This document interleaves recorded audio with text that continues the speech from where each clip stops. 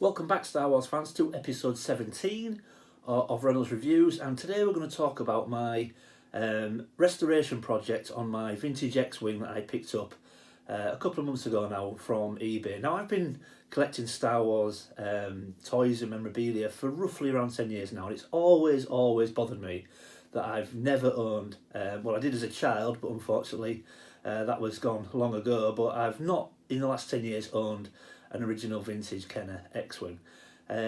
So I've been looking on eBay. I picked this one up through eBay. Certainly needed some love and attention when I picked it up. I'll give you a quick look at how it was when I bought it. So as you can see, very little decals left. In fact, you can't really tell on there. Remnants of decals left over. No canopy, no blasters, and certainly needs some love and attention. So I picked this up with the idea that I can restore this. Now, when you actually put all the costs together, I probably could have bought myself a complete X-Wing with the money that this has ended up costing me. However, there are three reasons why I do the things this way. You know, why I tried to pick things up cheap that can be restored. I didn't believe this X-Wing was beyond saving. So the reason I do this are three reasons. The first one is, like I've just said, cost. If I was to buy a complete X-Wing right from word go, then I have to take that financial hit all in one go. If you were to get one complete, all original and boxed, you're going to be into the hundreds of pounds. And it's not something I can do. You've got to take that financial hit all in one go. Whereas doing it this way, you can spread the cost.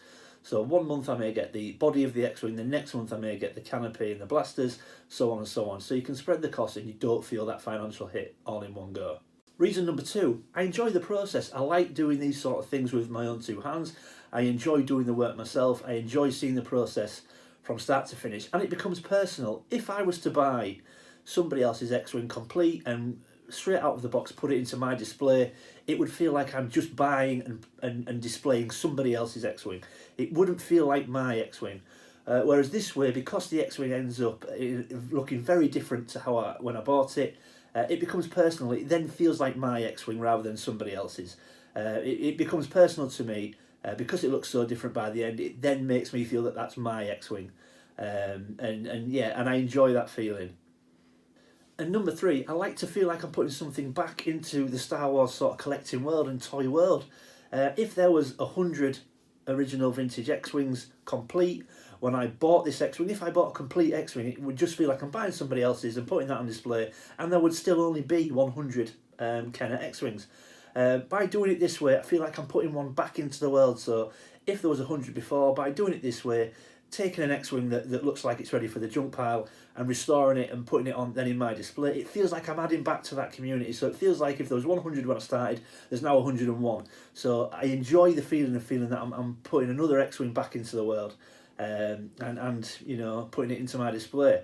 So it's a very personal process which I enjoy, and I feel like I'm giving back to the Star Wars toy world. So they're the reasons why I do it this way. So yeah, having said that, I hope you enjoy the video, guys. I hope you feel it was a worthwhile project. I certainly do. The end result is fantastic. And as always, cue the march.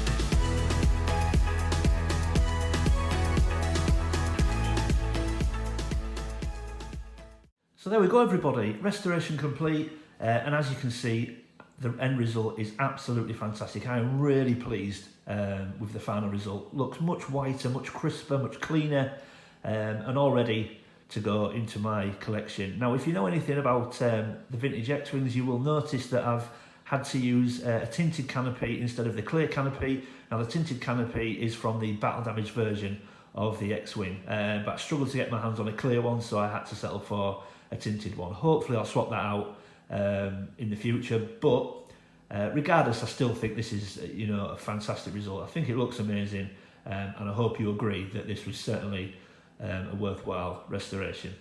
So yeah, as always, guys, leave any comments and questions in the comment section below. I tried to get back to everybody. Please consider leaving a like and subscribe. It really does help the channel. Keep collecting, everyone, and look out for the next video.